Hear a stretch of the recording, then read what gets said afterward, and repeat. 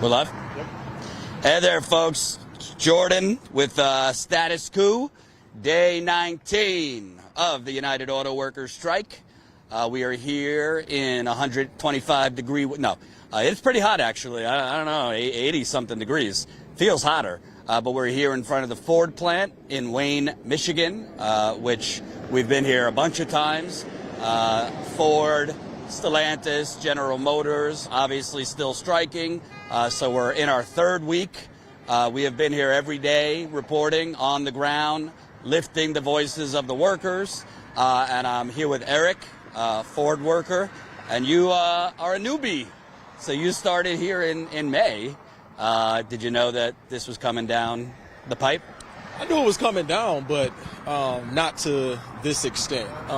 So pretty much I read about this in the history books and learned about this in my education, and to be able to be a part of this and to see everything just come off the pages is very surreal. But it's a wonderful experience, and we're hopeful because it's been too long, at least from what I'm seeing with my parents. It's been too long. You know, things have been taken away from them, and the least that we can do is just get those stuff back and a little bit more, because, you know, these corporations, the big three, has been profiting, and it's very evident. And even right now, this is week 3 of us on our stand-up strike, and, you know, you can pretty much see the true colors of these corporations, and that the greed is really evident at this point. So, well, speaking of, General Motors beats quarterly expectations, up 21%. This just came out today. So their third quarter performance, General Motors, they're up 21%. Yet they're crying about, you know, giving back wages, ending the 2-tier system. We can't talk about pensions. That's a thing of the past. So that was General Motors. Third quarter results came out, and they are up 21%. I should say that between Ford and General Motors, within the last few days, they have laid off 500 additional workers. Between Ford and GM, let me tell you where those locations, because obviously this is affecting workers.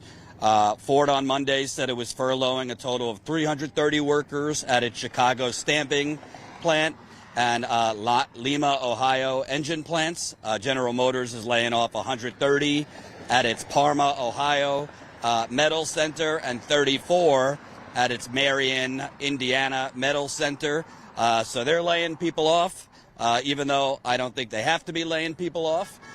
Smash that like button, share this live stream so we can get it out with more people. The more people that press like, the more people that will see this live stream.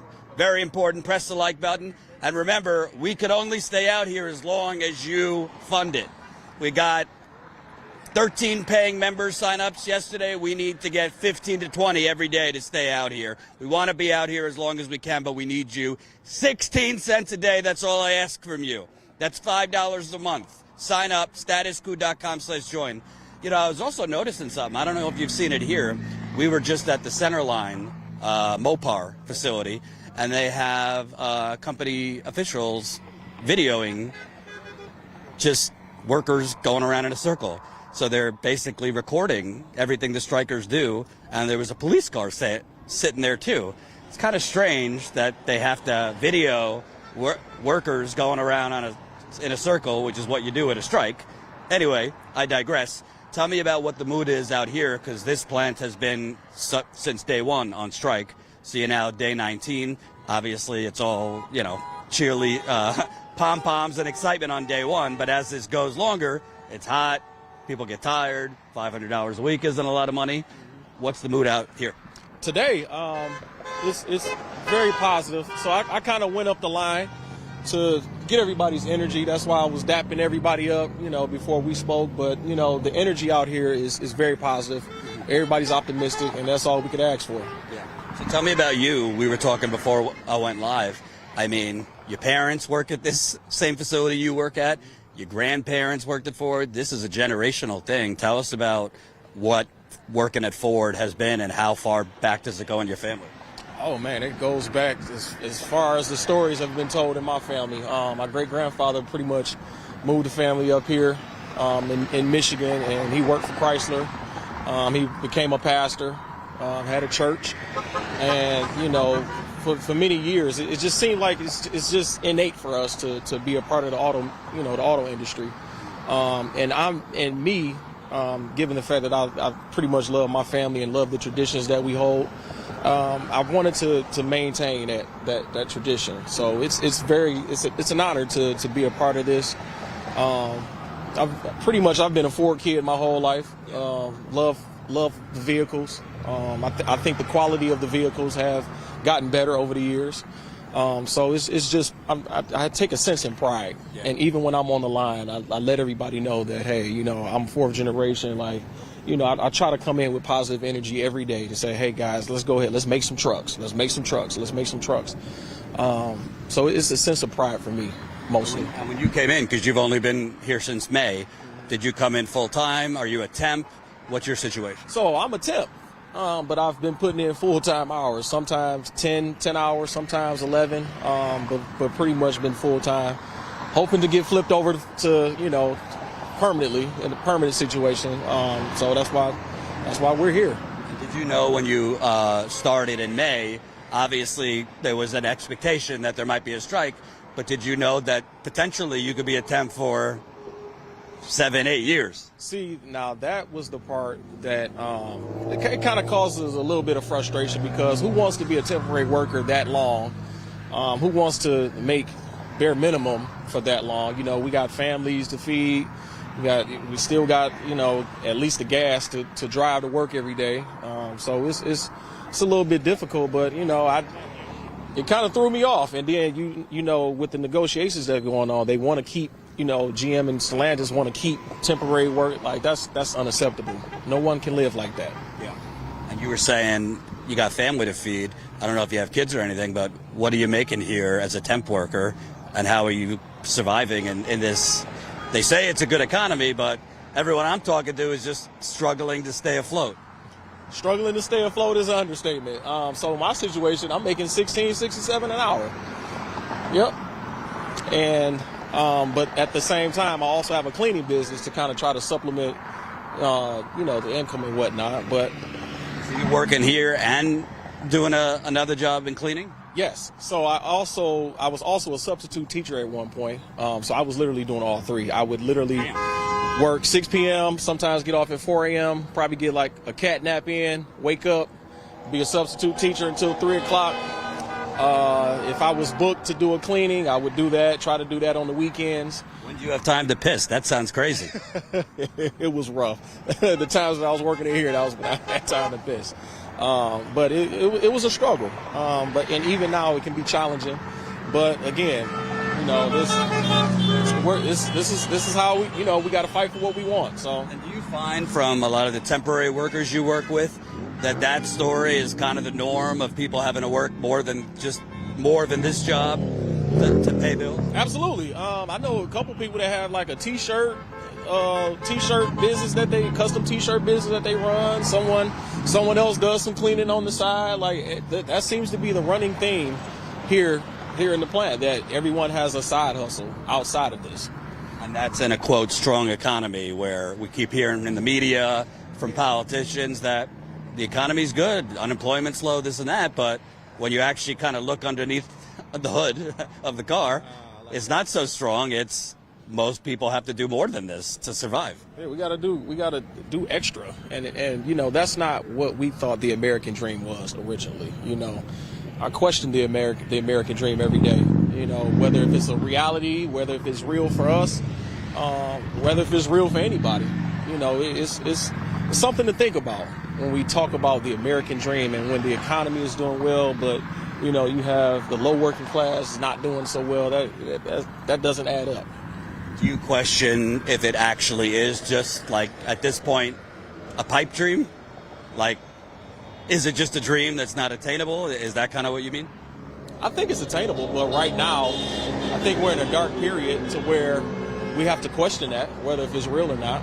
And even if we smooth things out, we still have to create that American dream for ourselves. So, what do you think about, you seem like a really optimistic, happy guy. You got your CEO. He goes on TV. He goes on press conferences. It's very like, get me my violin out. He says, we're a family, but the UAW is holding the deal hostage. I don't know. I've been talking to Ford workers. We were just in Chicago. Doesn't seem like a family to me. The workers might be, but they're not treating you like family. One worker in Chicago told me the sewer system burst during a storm. They're working in poop water, basically, and they kept them working. And they said, if you leave, you're fired. I mean, that's one Chicago plant, but that kind of culture comes from the top. I'm not saying it's that bad everywhere, but do you feel like the way the company has been treating the workers, I know you've only been here a few months, is how you would treat your family? I wouldn't treat my family like that at all. It's rough when you have, when you're treated unfairly. You can't piss on someone and then say I only pour water on you. I wouldn't treat my family like that. You piss on someone and say, hey, enjoy the champagne. Yeah, you can't do that. It's not right. It's not right at all. And tell me about, obviously, it's kind of unpredictable. You got yesterday, UAW held further meetings with GM. They also held further meetings with Stellantis.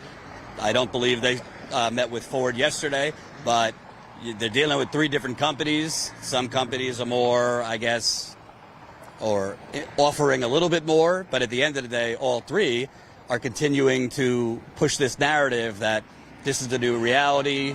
Pensions are a thing of the past.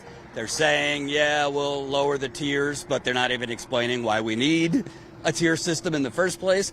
It just seems to me they've gotten away with this exploitation for so long that they're kind of kicking and screaming to keep some form of the exploitation, if that makes sense.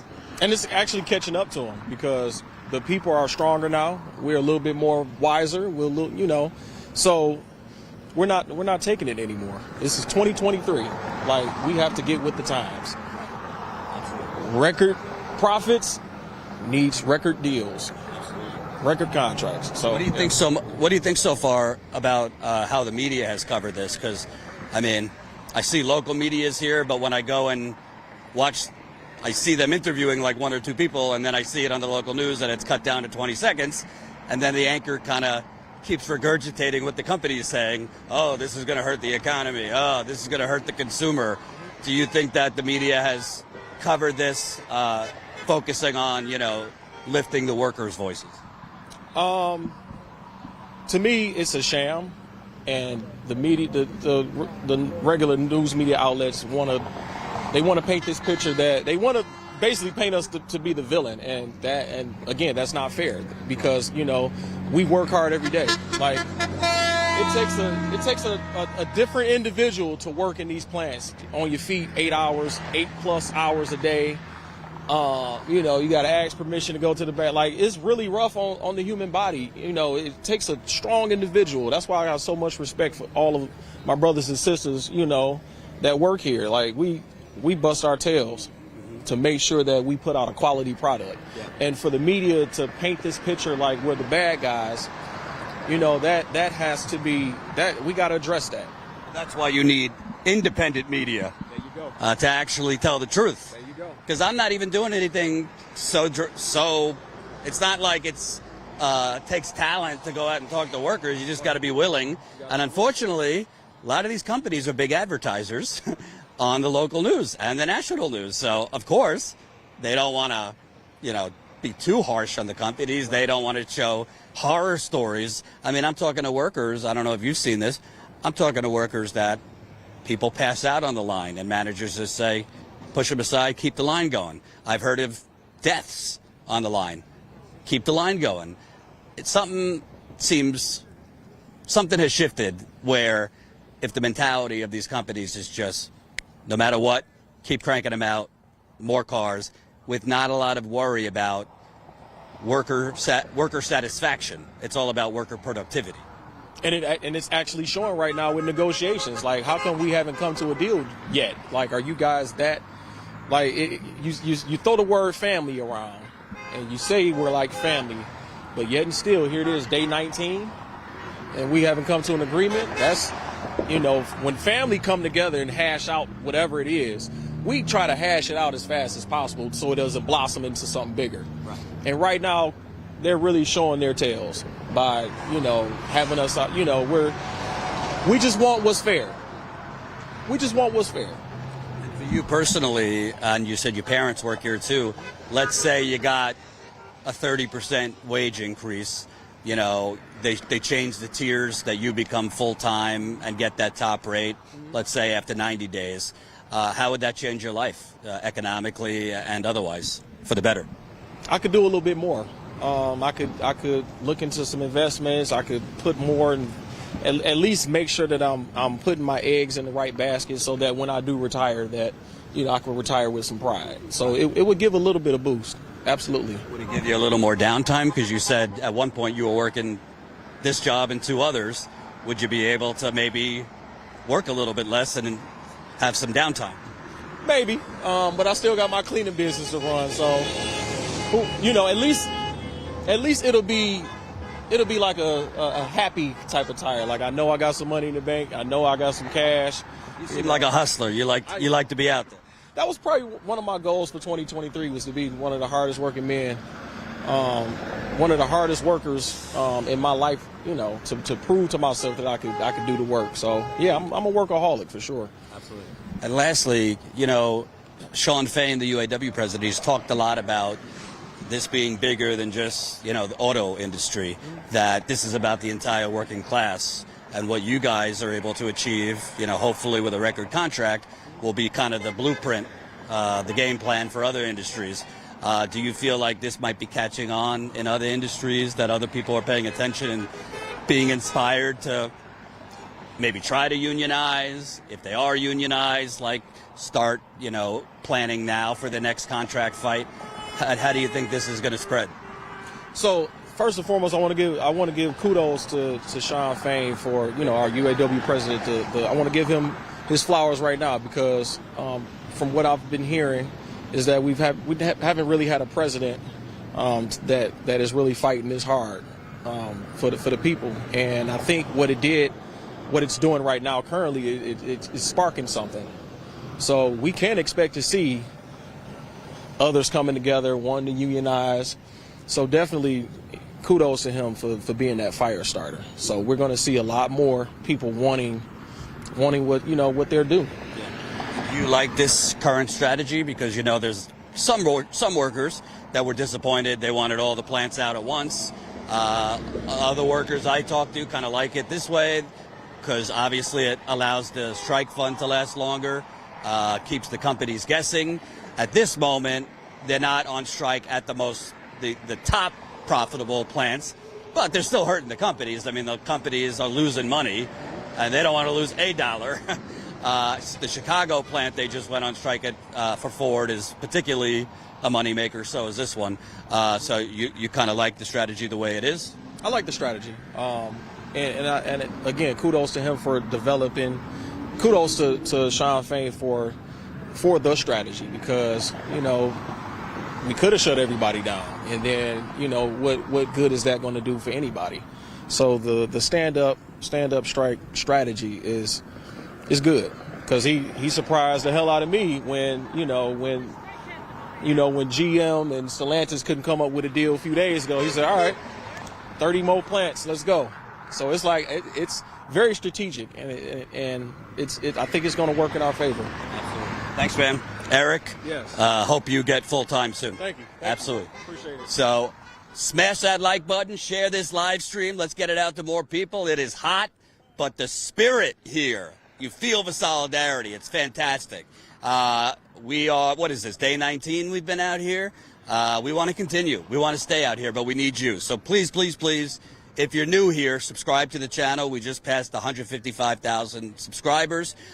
Please, if you cannot become a member financially, that's okay, but share these videos, press the like button, all that stuff. As humbly as I can say it, we got the workers coming up to us thanking us. Because as far as I know, we're the only ones that have been out here every day. And when I say out here, I don't mean showing up for 5 minutes, checking a box, you know, interviewing one worker and then cutting that down to 20 seconds on the nightly news. That's not journalism, that's stenography. We are out here as long as we can interviewing any worker that will talk to us and trying to get their stories out there. And, you know, sometimes it might be similar and repetitive, but that's okay because the workers might all have similar stories, but each one has a different shade, if that makes sense. So please support us. Please sign up. Let me see if we've gotten any new members before we speak with somebody else. Hold on. Woo! One more thing. No deals, no wheels. There you go. Said no deals, no wheels. And over here where we are in front of the Wayne plant, it is where they make the Bronco in addition to other vehicles. Let me see. By the way, by the end of this, I'm going to be fucking sweating through my shirt. It's pretty hot. Would you say, John? Pretty hot. Let me see. All right, $100 donation from Michael. Keep up the great reporting on the issues most important to the working class of this country. Michael, retired union carpenter. Thank you, Michael.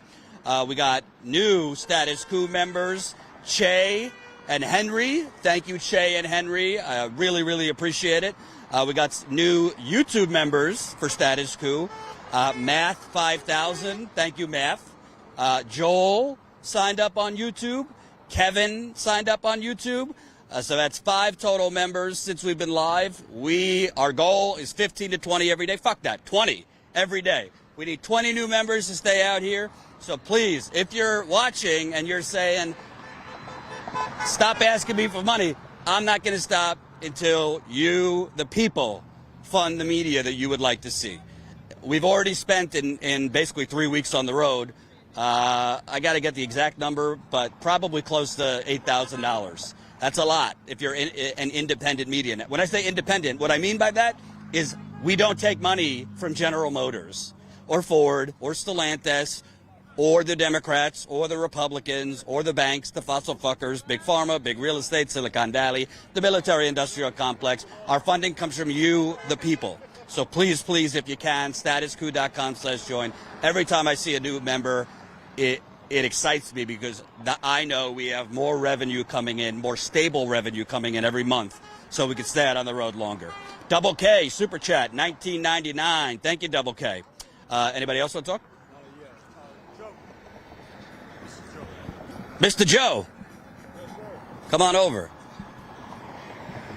Highline versus everybody. How you doing, sir? Great. Your name's Joe? Yes, sir. Hey, Jordan. Nice to meet you. Tell me about how long you've been with Ford. 3 years. 3 years. Yeah, just came in the door. First strike, then. First strike. How have you liked the job so far? Obviously, a lot of people have been telling us about, neck, back, shoulders. It's tough. I mean, it's tough. I mean, but like you say, your body's going to get torn up just trying to make a livable wage. Right. You know what I'm saying? Overtime and all like that, being shortchanged. So that's pretty much. Have you gotten to the full-time, full pay, or you're still a temp worker? No, I'm not temp. I'm hired in, but the steps that they got set, I won't make that till another 2 or 3 years. Maybe. And that's still not going to be at top pay. And you're doing the same exact thing as the guy or girl next to you that are at top pay. Mm-hmm. Yes, I am. Tell me, for you, obviously we're in Detroit, right outside of Detroit. Gas, food, everything's going up. How's it been for you with inflation and not making? You know what I'm saying? It's a struggle, but like I say, when you have to come together, especially in your household, everybody has to buckle down and save money and do their parts. Do you feel that the company, the CEO goes on TV a lot, he likes to call this a family. Obviously, Henry Ford created Ford. The idea was we want our workers to be able to drive our cars. You got to be able to afford it. Do you feel like they're treating you in the way a family should treat one another? Tell the truth. A stepchild, yeah. Okay. A stepchild, yeah. Because for the simple fact, we're here working, and at the same token, you're giving the CEO bonuses. For doing what? Signing papers? $21 million a year? Okay. But we're making a product. So, and at the same token, gave concessions, didn't take any government bailout. True. Gave concessions and never got them back. Speaking of government, Ford recently got a $9.2 billion loan from the government, and I looked into it. I don't see any strings attached from the government. No strings attached. They're not mandating that those new electric plants be union. Why should Ford get government money if they're not going to have any requirements to make them unionize, good wages? It's the rich looking out for the rich. Simple as that. Now, if we can get a loan from the government for, say, $100,000 with no strings attached, we can make the economy move around. Wouldn't that be nice? Wouldn't that be nice? Right. So it's just them looking out for the rich. You know what I'm saying? It's, what are you going to do with it? I mean, are you going to give it to the workers? Or are you going to have a pizza party or something? $9 billion. Sure. So. And, you know, Farley, he was on TV, your CEO, on Friday, and he was not happy because UAW added the Chicago assembly plant to the strike. And he said that you guys are asking for a record contract. We gave you a record offer. Is 20% wage increases enough? No, it's not. It's not. You just gave your shareholders 150% buyback. $5 billion. 20% is nothing. 20% is nothing. You know what I'm saying? You can do better, and you know you can. Everybody's property. You went up 30% on all the vehicles in the last 10 years. That's important, too. They price gouged during COVID. Of course they did. And they didn't take those profits and give it back to you. No, they didn't. So, once again, there's money unspoken of. Everybody's got vacation homes with me. Hopefully soon. Tell me about, the mood out here, because obviously we're now 3 weeks in. It's hot. It's hot. Everybody's still, in my eye, everybody out here, we're still strong, unified, and everything. We're not about to fold up. There's no one talking about, oh man, I'm ready to go back to work. Yeah, I'm ready to go back to work, but pay me what I'm worth. Right. We should say, this ain't a vacation. You're out here working. You're striking. It's tough. I still have to pay bills at my house. I still have to put gas in my car, food on the table, and there's no concession for me. So, luckily, we were forewarned, and I saved money, which was hard, but at the same time, save money so I can make it through. I interviewed earlier a couple of retirees who worked at GM, both, probably in their 60s and 70s, and talking to them, part of the dream in these communities was getting a job at Ford or GM because you could be set up for life. And now these companies are saying, no, pensions, that's the past. That's not realistic anymore. Well, why is it realistic to give $500 million in buybacks, but you can't give $5 billion, you can't give a pension? Something doesn't add up there. Right. Like I say, that's the rich looking out for the rich. It's like I say, when I was coming up as a youngster, my father worked at Chrysler. And we were, I ain't gonna say we didn't struggle. That was the thing. We didn't struggle. Nice neighborhoods. I say upper middle class, which doesn't exist anymore. It's just haves and have-nots. So, I mean, you look at the retirees, that was the thing. You've seen them when they're leaving out for work, coming back in, buying a new car, getting paying for their houses. At the end of their retirement, they own their houses. Vacations with the wife, all that. I want the same thing. Right now, you don't have that security. If you're only here for a few years, you're lucky if you get health care when you get out of here. True. But at the same token, to me, it's up there. I'm still riding with the fame, that's it. What do you say to people, because there's a lot of knuckleheads who say, hey, if you're so miserable, go get another job. Are there a ton of better options out there for, a man trying to put food on the table for his family or woman? I just tell them, God bless you. In the short. Kill him with kindness. That's it. You can't, because everywhere you look, there's going to be a naysayer. Like I say, you can go out here, there'll be 1,000 horns blowing and one finger. That's it. And last question, you mentioned Sean Fain. Do you like the way things are going? some people were disappointed on Friday because they wanted all the plants to go out at once. He's in charge and he knows what he's doing, and I'm right behind him 100%. What's your name again? Joe Holmes. Thanks, Joe. Appreciate it. Absolutely. So that's Joe. You got people riding with Shawn Fain here. You know, I'm not about hero worship, but I have not met many people that don't have a lot of trust and belief in Shawn Fain, and it's bigger than Fain. I mean, he's got a whole bargaining committee that is in there bargaining. You got people dedicated just to bargaining with GM. You got people dedicated just to bargaining with Stellantis, just to bargaining with Ford. So it's not just Fain. There's a lot of great people right now in leadership. That doesn't mean, you know, corruption does not exist anywhere in the UAW or any union. Of course, there's always going to be problems. But from what I see, compared to 2019, the last time I was here, because I covered the UAW strike against GM in 2019, it is a whole different ballgame right now in terms of leadership, for the better, So we'll see. I know that UAW bargained yesterday with GM and Stellantis. I don't know if they met with Ford. I know they did meet with GM and Stellantis. As far as I know, there's still significant gaps between UAW and all the companies. So you might see, you know, the way things have been going, they've been giving it a week.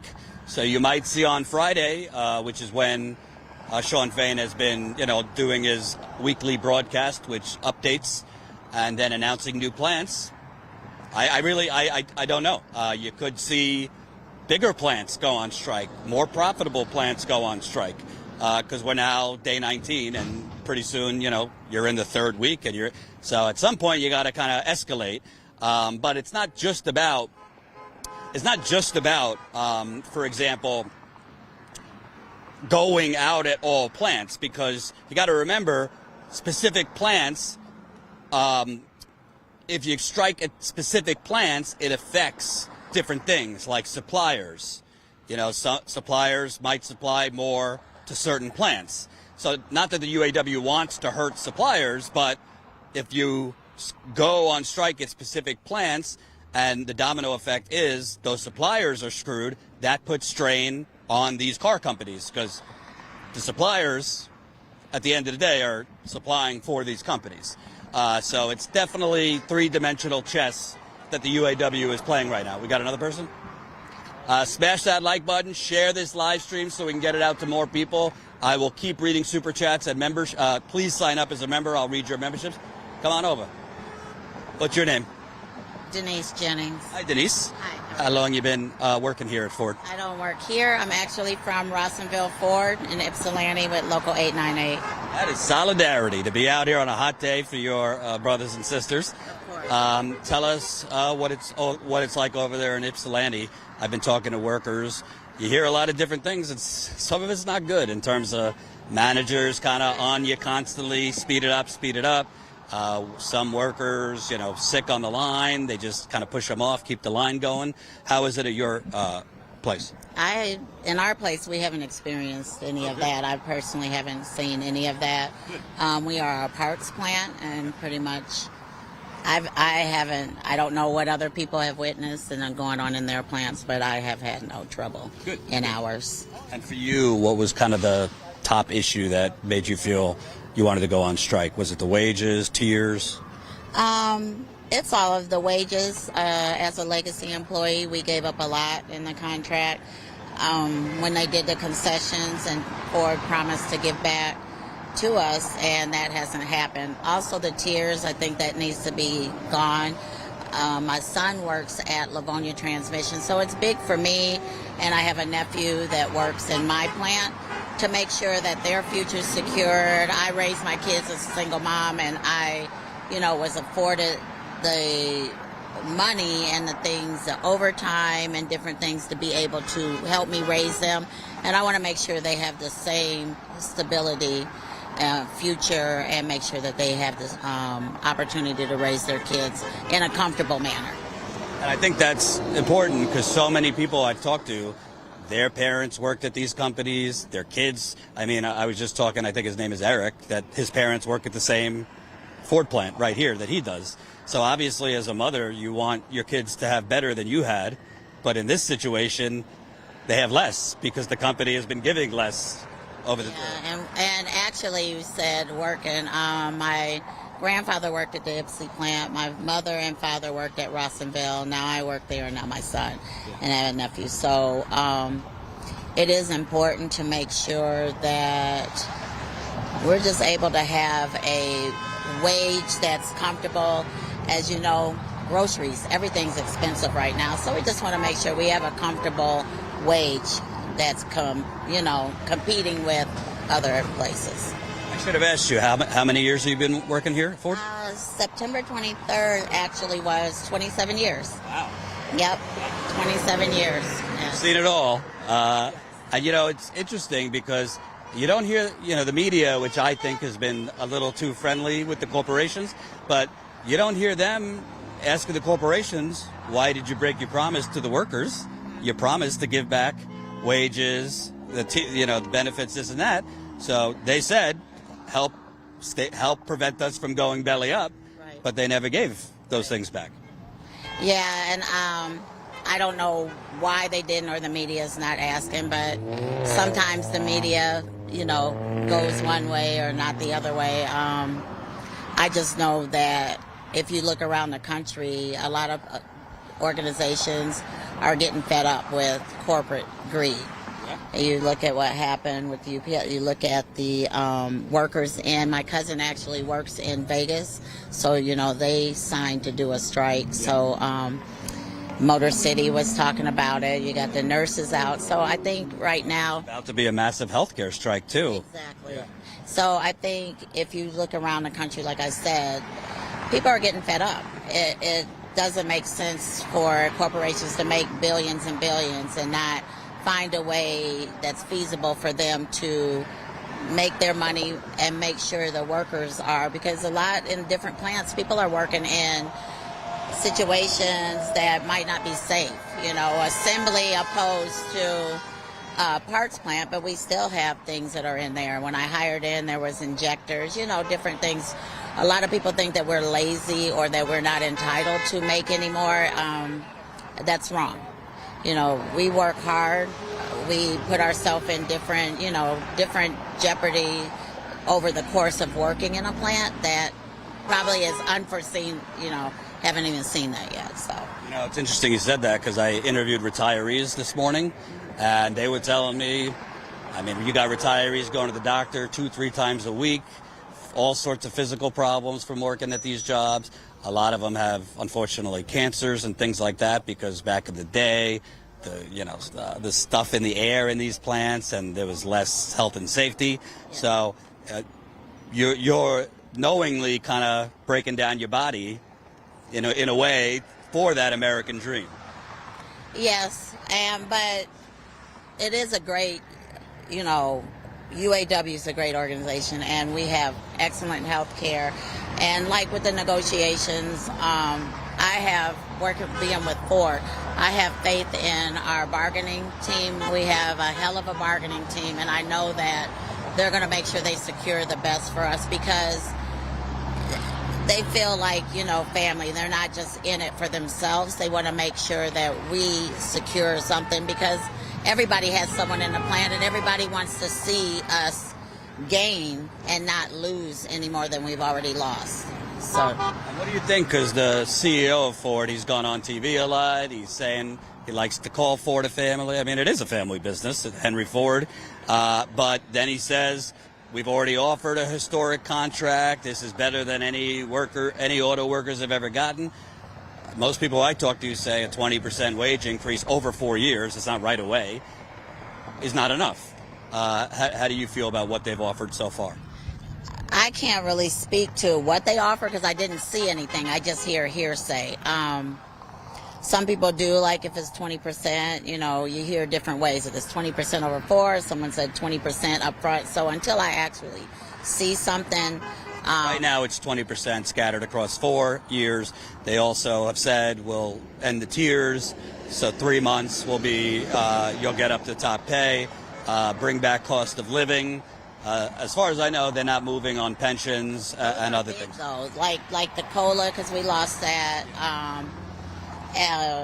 Getting rid of the tiers because it creates division amongst us working. So I think those are big, and I feel that whatever they're at the table ironing out is something that is important.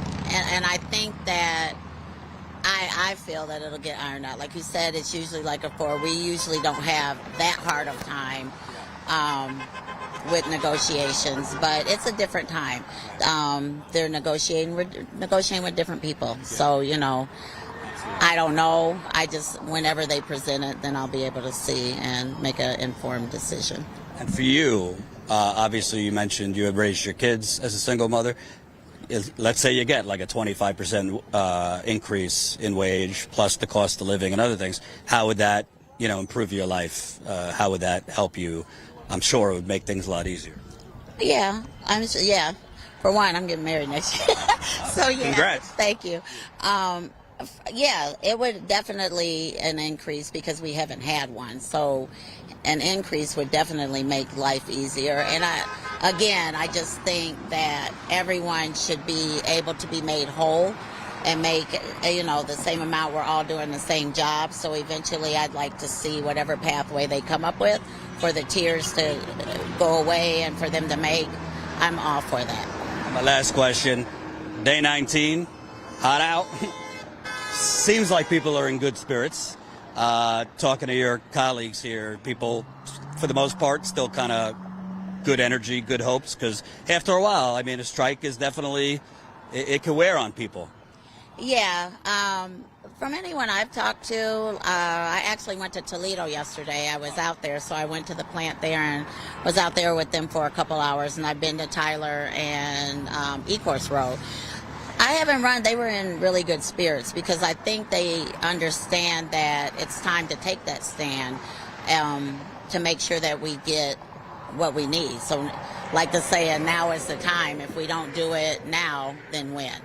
Can't keep putting it on the back burner and not making sure that we secure a future that's safe and also money-wise, makes a difference in our livelihood.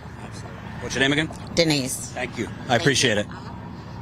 Gotta love it. Keep smashing that like button. Share this live stream. You see this? I'm schwitzing. It's hot. Let me read. Make sure we didn't miss anybody before we talk to some other people. Woo! I'll tell you. I don't remember being 80-something degrees on October. All right. Let's see if I got anything here. Colin, let me know if I'm missing anything. Whew. All right, I think I got everything. Smash the like button, share this live stream so we can get it out to more people. Let me see. We got almost 500 people watching, so that's awesome. Keep the super chats coming. Keep the membership signups coming. I very much appreciate it. Listen. I might be a broken record, and I am not beyond begging. I would rather beg you than any corporation. Please, please keep supporting us if you can. Please sign up as a Status Coup member if you can. The more people that sign up as a member, the longer we can stay out here. All I'm asking for is 16 cents a day. 16 cents a day. That's $5 a month. If you got 16 cents a day, I'm asking for you to help fund actual living, breathing, independent journalism. That is what we're trying to do. As humbly as I can say it, I think we've done the best job covering this of any outlet, corporate or independent, in the United Corporations of America. But we need your support to continue. Thank you, Paul, $10. Thanks for being there, Jordan and team. Sean Fain's message is strong and consistent. Seems like the workers are very much together on this. Absolutely. Tony, $4.99. Jordan, Tina, John, and Colin all rule. Thank you so much for your hard work covering this important story. I wish you got better than fast food. Me too. Host, $1.99. Thank you. More money, less problems. 313, $1.99. Thank you. Anthony, $20. Thank you. Miss M. Adams, $20. Is there a connection between immigrant buses and labor organizing in the U.S.? Don't mind supporting We the People journalism. I don't know. I don't know the answer to that. I don't think so, but who knows? Thank you, Colin. Keep them coming here.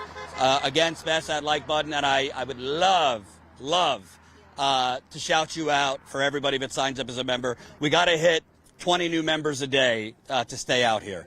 We've been, for the most part, hitting between 15 and 20 new paying members every day, but we need more. We need to hit that 20 to fund continuing. So statuscoup.com/join. Sign up as a member, statuscoup.com/join. We'd rather ask you for money than sell out to corporations, which we will not do. We have had the opportunities to do so, but we have not. Let me take a drink of water because it is really hot out. Whew.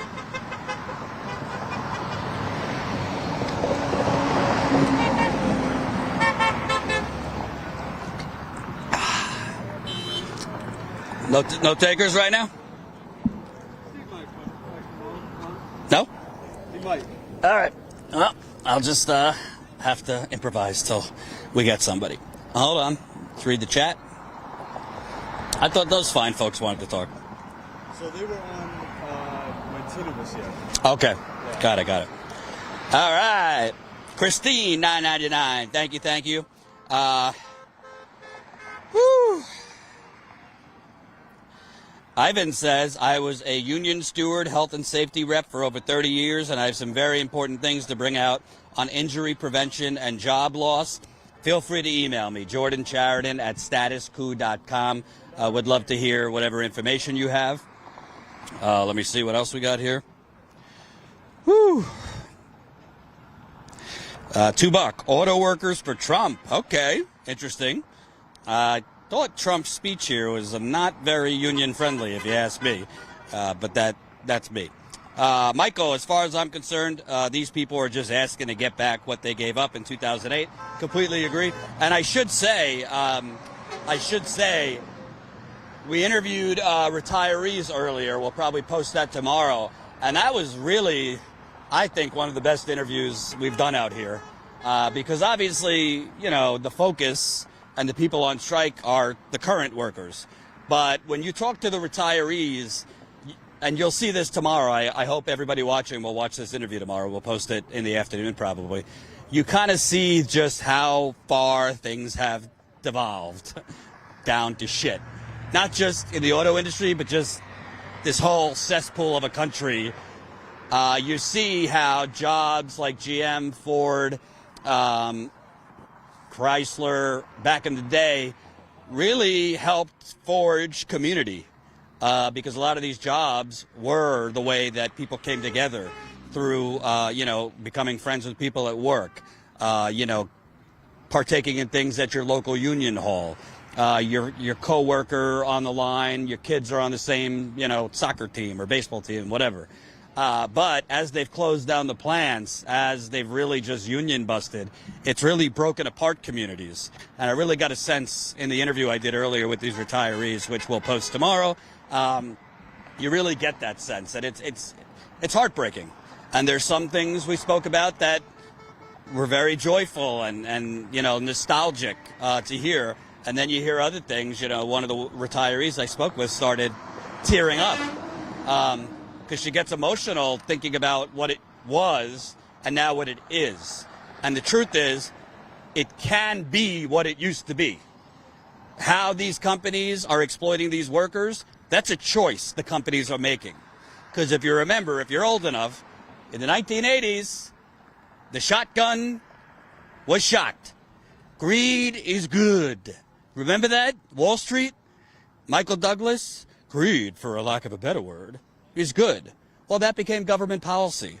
And that's why I call it the United Corporations of America. Because these companies, for the most part, are blood-sucking vultures who just want to stick their funnels into Mr. Joe and Mrs. Jane worker. And it's not right. These people are not asking for anything extravagant. Frankly, they're not even going to get 40%. Let's say they got 40% increase. It's not really 40%. Because within that 40% is the 10% they gave back in wages 13 years ago, pensions they gave back, They're getting cost of living back, but it's not really 30%. Then you factor in 19% inflation.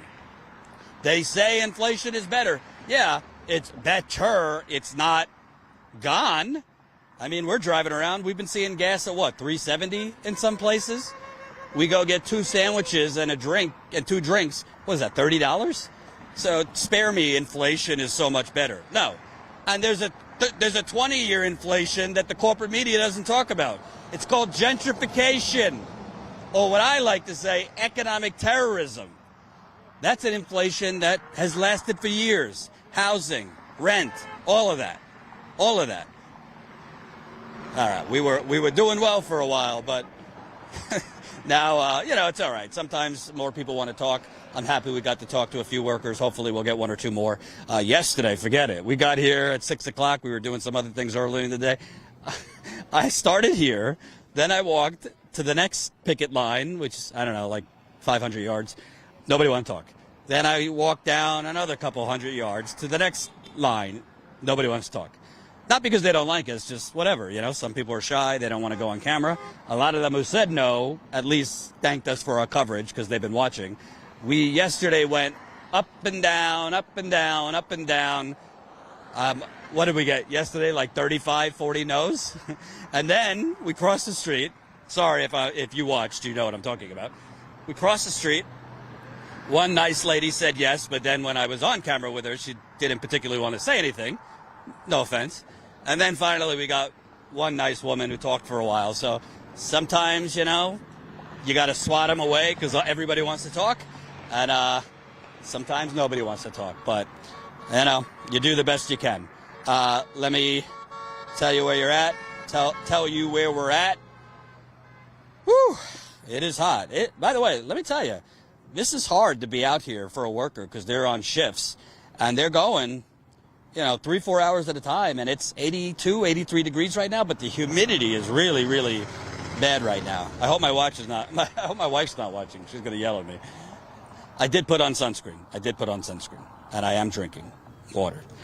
All right, so we got those. Let me make sure I didn't miss any members. All right. We got somebody here. Come on over. How you doing? What's your name? Steve, Appleby. Hey, Steve. Yeah. How long you been with Ford? 31 and a half years. Oh, so you've been through the ringer here. My first strike, though. Oh, what? Yeah, Really? yeah. Oh, that's right, because Ford hasn't gone on strike since the 70s. Yeah. So tell me about for you, what was kind of that top issue that you felt you had to go on strike?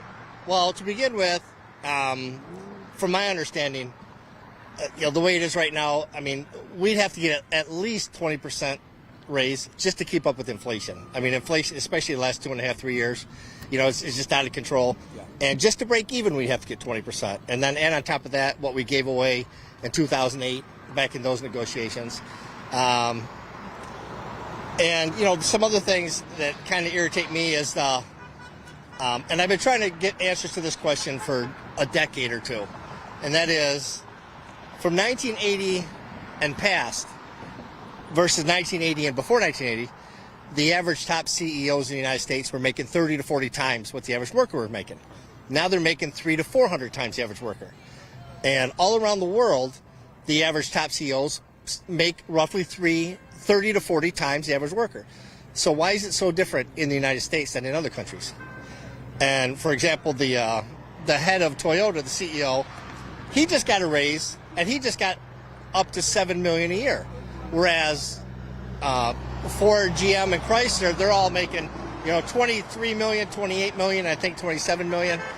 And, the way I see it is, are they that much better than the CEOs from around the entire world? Especially like Toyota. Obviously, Toyota makes more money than all three of the top three. And, how does he squeeze by on $7 million a year? When, and then you add to that mistakes that have been made, because people will argue that, well, they have to make that kind of money because you want the best running the place, right? So they make they make 300 to 400 times because we want the best people in the world. Are they that magical? Because what I could tell, they're not on the floor actually making the cars. Well, let me say this: one of them just found out last month what a pain in the ass it is to take electric vehicle on a road trip. That's right. And I'm thinking, wait a minute. He runs the company, and he didn't know what a pain in the ass it was to take an electric vehicle on a road trip. And it's like, isn't that what you're talking about? Isn't that why they're making so much money, to know those types of things? But he didn't know that. You know, I mean, people I work with know that. You know, Maybe if he's so brilliant as a CEO, you do some market research well, before. you think so, yeah. And like I said, this just came out last month. Right. You know, and it's like, you know, how couldn't he known that, being the head?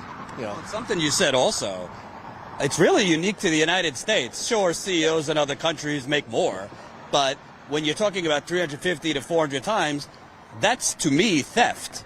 Yeah. They're stealing from the workers because they're not contributing to the bottom line, to the point. I don't necessarily blame them, because if that's what they can get, I mean, for God's sakes, we pay basketball players $100 million a year for playing basketball. So I don't necessarily blame them. My only question is, why is it around the entire world you have CEOs that are just as good as American CEOs? They make just as much profit. They make just as hard decisions, but yet they can squeeze by on 30 to 40 times what their average workers make.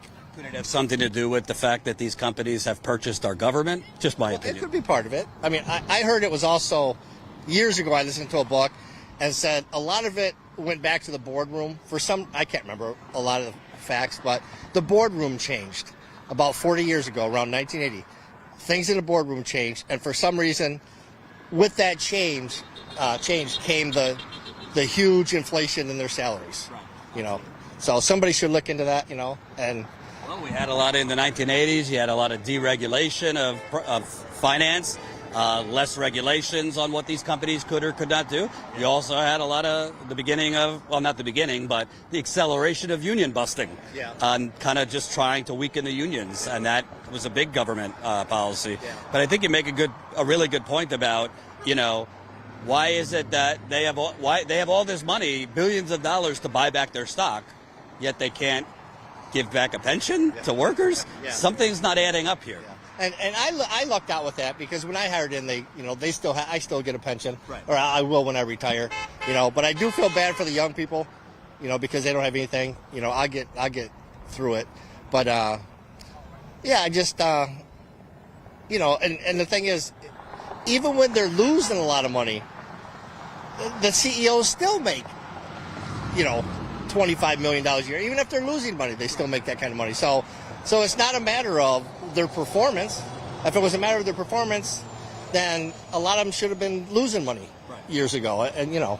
And you mentioned electric. So the Ford CEO, he did his little press conference on Friday. He was pissed off that UAW added the Chicago plant to the strike. And he said, we've already offered a historic wage increase. We've already offered, cost of living back. The UAW, according to him, is holding this deal hostage over electric plants that don't exist yet. What are your thoughts on that? Because obviously there are problems with the rollout of electric, but at the same time, if the union doesn't demand it, these companies are not going to, on their own, make them union shops, and they're going to lay people off if you don't need as many people. Yeah.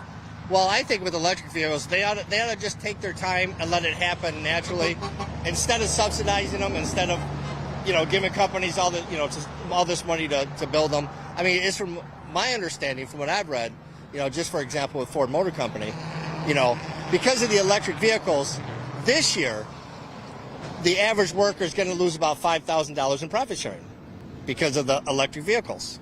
You know, they're going to lose $5 billion in profits, and you know, you look at that kind of stuff, and it's like, well, just let it run its own course. That when people want to buy electric vehicles, they'll buy them. If they don't, they won't. And just let it run its course. Just let it, you know, instead of forcing it on people, instead of giving subsidies. And just another example, right? With that, Also, how can people even afford it? They're so expensive. That too. But on top of that, you also have electric vehicles on average weigh twice as much as a combustion engine vehicle, and they're paying no road taxes.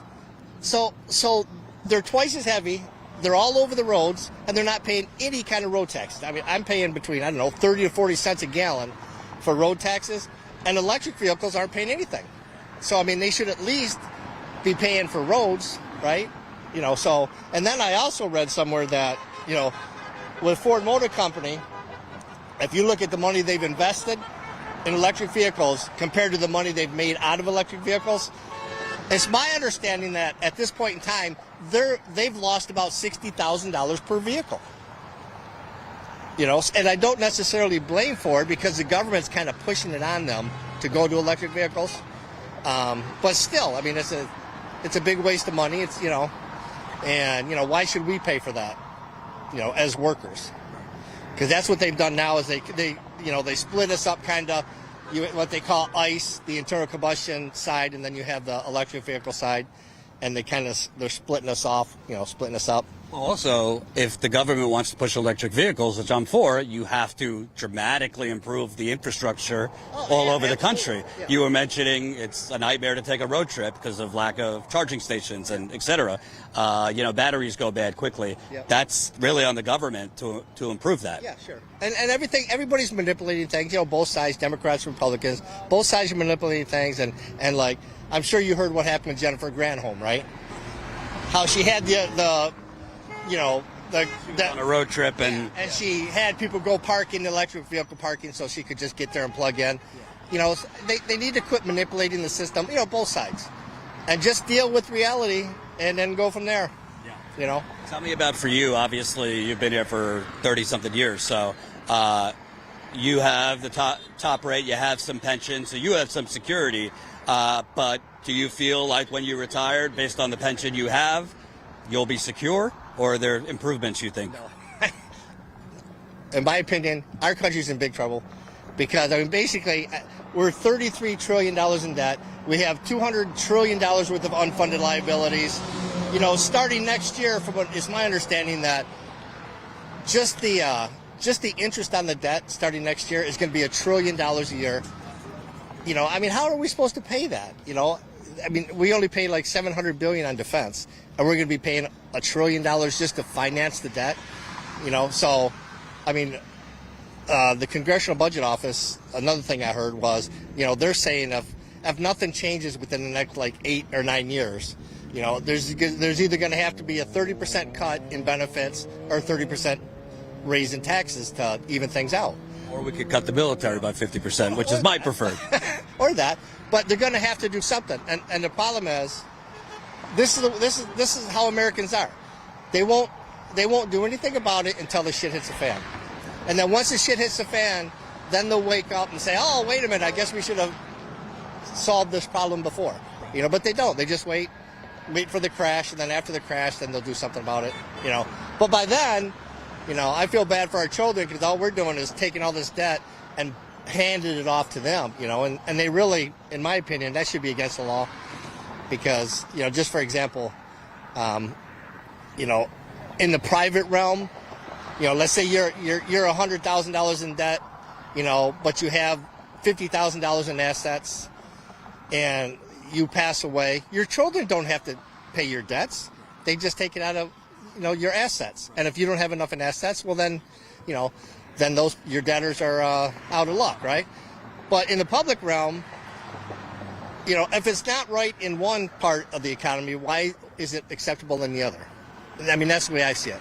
We're just dumping all this debt on our children, and I just think it's wrong, and I think it should be against the law. And lastly, obviously it's day 19, so third week. It's hot now. Eventually it'll be cold. Yeah. How do you feel the mood is? From everyone I'm talking to, people are still... I think they're okay right now, but the problem is, and everybody knows with most Americans, they don't save enough money, they don't invest enough money.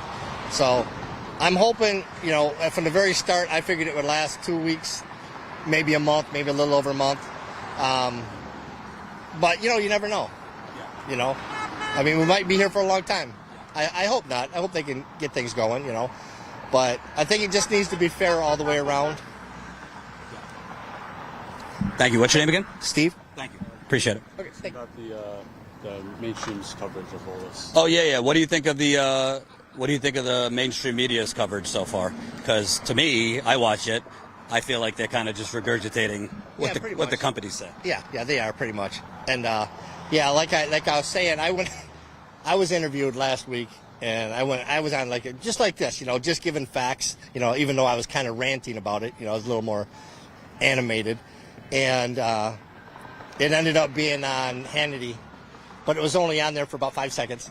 That's what they do. They just cut you down. Wait a minute, come on. I said a lot of important things. And they just took this little snippet, 5-second snippit. They took whatever they thought would help the narrative they want to push. Yeah, exactly, Good for you. You're live, and I'm not editing anything. So Okay. you got your whole story. A fool out of myself. No. Thank you. All right. Appreciate it. Thanks. All right. Gotta love it. Let's see where we're at here. Woo. Now, where were you guys from? 222. Status Coup. All right, Colin, let me know if I'm missing anything here. Smash that like button, share this live stream. We have, how many people are watching? I don't know. All right, 450, pretty damn good, 19 days in. So our viewership is definitely, at the beginning it was, 900, 1,000 live, which was awesome. You expect that when something is just brand new. But the fact that we still have, so many people watching 3 weeks into this, it just shows you that the whole country is paying attention to what's going on, even though, as Americans, but even people around the world, everybody's kind of got short attention spans. You could only stick on a story for so long. I think our viewers value the fact that we stay on stories as long as we think we need to be and as long as we can. But I'm happy that so many people are still watching. We are getting new subscribers on YouTube. We just passed 155,000 subscribers. So thank you guys so much to all the new subscribers. If you haven't subscribed, click the subscribe button to subscribe. We're getting new members. So thank you to everybody who has signed up. Membership is the most important thing. I know I sound like a broken record, and I'll say it till I'm blue in the face. We need your skin in the game. And I know for a lot of people, they can't afford an extra $5 to $10 a month on anything. And if you're one of those people, that's totally understandable if you can't sign up as a member. But if you can sign up, please sign up. StatusCoup.com/join. You can become a member for as low as $5 to $10 a month. You do it through our website, StatusCoup.com/join. You can become a member at $5 a month, which is 16 cents a day. $10 a month, which is 33 cents a day. We also have $20 a month options, $179 annually. This is how we fund this. And I'd like to stay on the ground. I'd like to be able to continue to cover this strike. I don't know if we'll be able to cover the whole thing because, that's very expensive.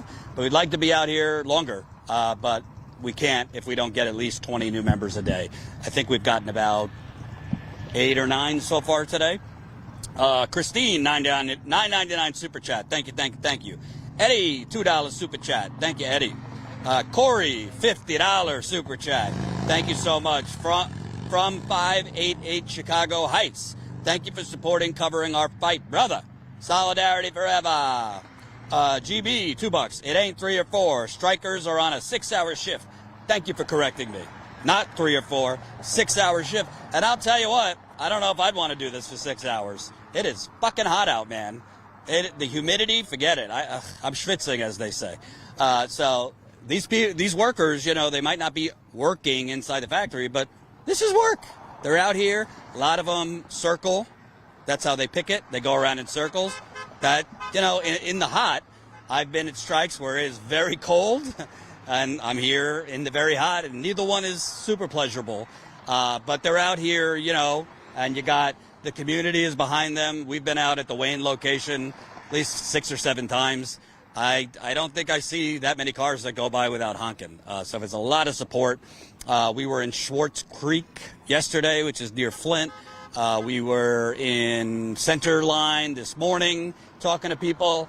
We were in Chicago over the weekend. We've been to Lansing, Marysville, Canada, Ohio. I'm exhausted just talking about it. We've driven a lot. I'm dehydrated. I'm constipated. TMI, but whatever. But, we do it for you, the people. You got something else you want to say? One more thing. I just wanted to point out that when I hired in at Ford Motor Company 31 and a half years ago, I hired in at $13.50 an hour. Right now, after 31 and a half years, people are hiring in at like $16.50. So it's only gone up $3 in over 31 years. I mean, something tells you something's wrong just right there, right? Companies' profits have gone up way more than that. Yeah, and you know, now personally, I don't have a problem with the two-tier like most people do because, you know, when you work anywhere, normally the people that have been there longest make more money. I mean, that's just how it is. So I don't have a big problem with that as long as they only take a few years to get up to. 8 years is absurd. Yeah, that's too long. That's too long. But like I said, I mean, for over 31 years for it only to go up $3 starting wage, it doesn't seem like enough to me. Yeah, that's all. That's all. Thank you, sir. Thanks. All right, let's see what we got here. I got to close up shop soon on this one, but we'll have more content coming. We've done a lot of interviews, recorded interviews, so we'll have content for a while. I think Colin sent another one.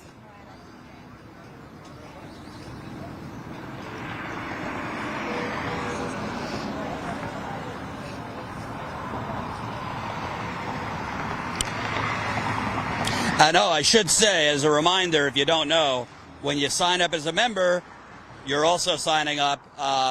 We do a members call once a month. So if you're signing up as a new member, you'll get the link to join our Zoom call. We'll probably do it. I need a few days to relax. So we'll probably do it next week. That's through Zoom. Usually go about an hour or two, take your questions, comments. It's always a lot of fun. So for your membership, you also get to join us on our Zoom call. We've also been shooting behind the scenes videos here that we've been posting for members.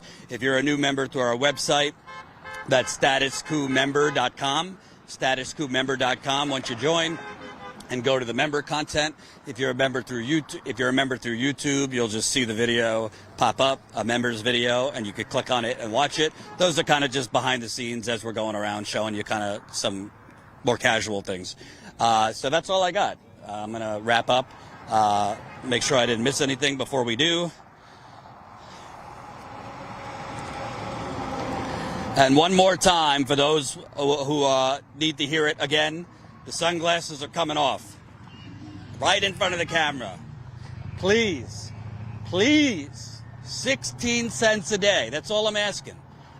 This is not one of those sad puppy dog commercials to, rescue the dogs, although I have given money for that. I'm asking for 16 cents a day. That's what $5 a month is. Or 10 cents a day. 33 cents a day. That's what $10 a month is. If you don't have it, I'm okay. I understand. I don't want to make life more difficult. But if you do have it, please, so I could stop begging and we could just have stable money. We're doing this the hard way, and that is through you. Without taking the corporate money, trust me, it would be a lot easier, probably better on both our backs, to just sit in the studio and bloviate out of our assholes like most other outlets do. But we're trying to be out here on the ground to show you and lift the voices of workers. So if you can sign up, I would really appreciate it. We need 20 new members a day to stay out here. Thank you for watching. We'll see you back here tomorrow.